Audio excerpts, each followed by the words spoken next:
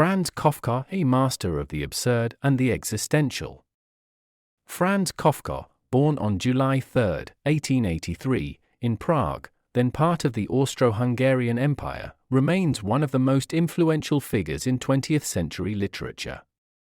His writings, which include novels such as The Trial, The Castle, and America, and shorter works like The Metamorphosis, delve deeply into themes of alienation, existential anxiety, guilt, and absurdity. Kafka's work does not merely depict surreal and grotesque scenarios, but rather explores the complex interplay between individuals and overpowering societal forces, often portraying the futile struggle against an incomprehensible and indifferent authority. Kafka's unique literary voice was shaped by his background and personal experiences. Raised in a middle-class, German-speaking Jewish family, his relationship with his father was troubled and would dominate much of his personal and artistic life.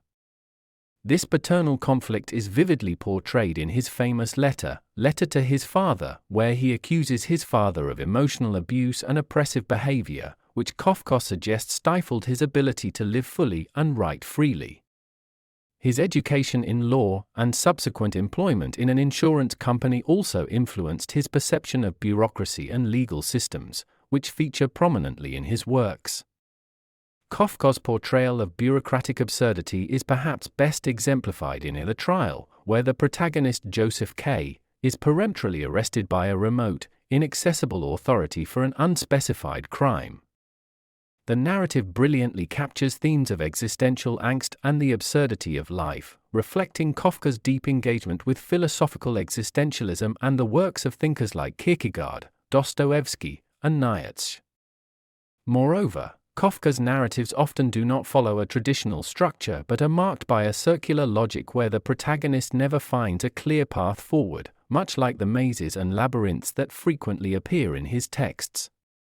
This stylistic approach contributes to the sense of absurdity and disorientation felt by both his characters and his readers. The Castle, for instance, ends mid-sentence, epitomizing this perpetual incompletion and the elusiveness of meaning and resolution in Kafka's universe.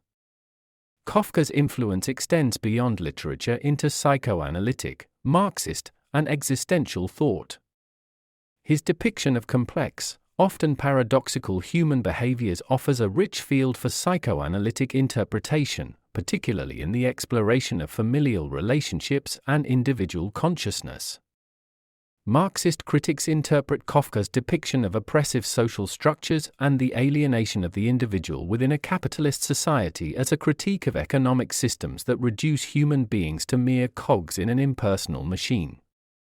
In the existential realm, Kafka's work resonates with the idea that individuals must navigate a world that is inherently without meaning, where one must impose personal meaning amidst chaos.